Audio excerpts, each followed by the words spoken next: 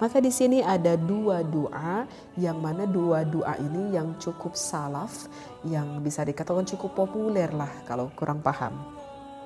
Maka untuk doa yang pertama itu juga pernah saya terangkan di pembahasan sebelumnya, yaitu Allahumma qawwi dzakari fa inna fihi salahan li ahli. Ya Allah, kuatkanlah batang zakarku karena di sana terdapat kebaikan bagi ahliku ataupun bagi istriku. Nah, itu adalah doa yang pertama ya. Ataupun bisa kalau kita tidak berdoa dengan doa yang tersebut, ini ada pilihan doa yang kedua, yaitu Allahumma syuddali, ya Allah kuatkanlah untukku aslah, uratnya.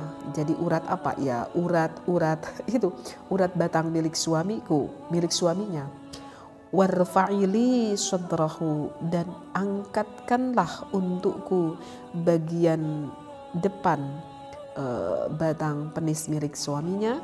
Wasahil alayya mudkhalahu, dan mudahkanlah masuknya batang zakar tersebut. Wa makhrajahu, dan juga keluarnya. Warzukni, dan rizki, dan berilah rizki kepadaku. Ladzatahu, ladzata itu apa ya? Kelezatan lah ataupun kenikmatan lah. Wahabli dzurriyyatan shalihatan, dan berikanlah kepadaku keturunan yang salih. Tuqatilu fi sabilika, yang berperang pada jalanmu. Jadi ini untuk doa yang kedua ya. Kalau misalkan kita tidak membaca doa yang pertama, ini bisa doa yang kedua. Allahumma syiddali aslah warfa'ili sadrahu wasahil alayya mudkhalahu wa makhrajahu warzukni ladzatahu wa habli dzurriyyatan shalihatan tuqatilu fi sabilik. Kalau doa yang kedua ini agak panjang ya. Sepertinya akan banyak memilih para suami membaca doa yang pertama ya, yang pendek. Allahumma qawwi dzakari fa inna fihi salahan li ahli. Bisa doa yang itu juga ya. Itu adalah untuk tips ataupun trik yang pertama bagi seorang suami. Sekarang apa nih Teh untuk trik yang keduanya? Untuk tips yang keduanya itu adalah wasaniyatu al-muda'abah. Maka para suami jangan lupa kepada istrinya harus sebelum melakukan berhubungan, jangan lupa untuk mencumbu rayu dulu istrinya. Wal mulamasatu, dengan saling bersentuhan kulit. Wal qublatu, jangan lupa mengecup istrinya. Mengecup apa? Apa aja yang disenangi istrinya. Wasu'alu. Nah ini. Dan ini yang kemungkinan yang banyak dilakukan oleh para suami. Wasu'alu, sang suami itu tidak bertanya kepada istrinya. Minaz zaujati anil a'dha'il mansyudati, harus bertanya kepada istrinya dari anggota tubuh manakah yang diharapkan oleh istrinya. Fil mula'abah, di dalam mencumbu rayunya. Wal mulamasati, dan sentuhan. Li'anna likulli imra'atin mizajan khassan wa khususiyatan. Kenapa? Nah, jadi untuk tips yang kedua, wahai para suami, Anda jangan menjadi seorang suami yang egois, artinya yang mementingkan kesenangan dirinya sendiri. Tetapi kalau ingin sampai istri Anda mendapatkan suatu kenikmatan di dalam melakukan hubungan tersebut, maka seorang suami harus bisa dulu meraba akan perasaan istrinya. Artinya yang pertama ya harus disenangkan dulu hati istrinya, agar nanti sang istrinya dengan penuh sukacita, dengan penuh sukarela dapat juga membahagiakan suaminya. Jadi tidak ada merasa suatu tekanan, tidak ada merasa bahwa ini adalah suatu beban, tapi pikiran istri itu merasa bahwa hal ini adalah merupakan sesuatu hal yang begitu menyenangkan. Dan jangan lupa bagi seorang suami itu harus bertanya kepada istrinya, misalkan yang bagian mana sih yang paling sensitif, yang paling senang, yang paling kamu mau disentuh oleh aku, misalkan seperti itu. Dan untuk tips yang kedua ini berarti menunjukkan bahwa seorang suami dan istri itu harus ada komunikasi khusus di dalam pembahasan ini. Jadi Apakah itu penting? Sangat penting sekali. Jadi kalian sebagai yang sudah berumah tangga, komunikasi itu bukan hanya komunikasi mengenai perihal ekonomi di dalam keuangan rumah tangga saja, bukan hanya saja berkomunikasi misalkan mengenai bagaimana pendidikan anak kita saja kah. Wasali satu dan untuk yang ketiganya, al-jima'u wa idkhal adz-dzakari ila farji zaujatihi, melakukan berhubungan memasukkan hasyafah kepada farji sang istrinya, ma'amura'atil asalibi, serta menjaga gaya mungkin ya, gaya melakukan berhubungan, wal mubuli, dan cenderung al-marghuyati, yang disenangi min bainihima, antara suami dan juga istri. Nah, untuk tips yang ketiga, apa sih yang harus dikomunikasikan? Yang harus dikomunikasikan itu adalah perihal gaya.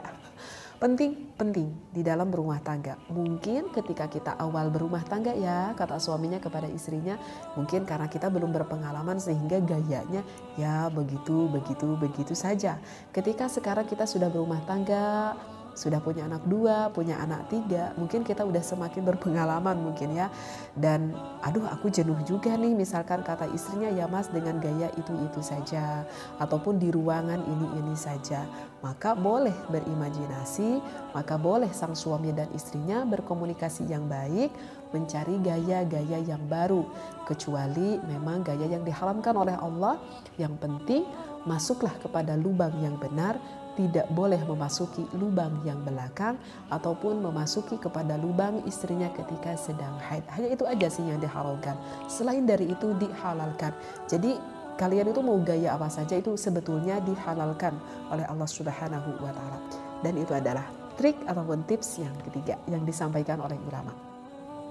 Warrabi'atu, yang keempatnya, adamu nisyanir rajuli, jangan lupa seorang suami ya, fi lamsi ujuzi zaujati, jangan lupa seorang suami untuk menyentuh istrinya.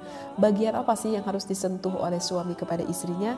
Wathadiyaiha, maaf sekali, ini bahasa di dalam kitab fikihnya seperti ini, maaf sekali dengan bahasa harus menyentuh kedua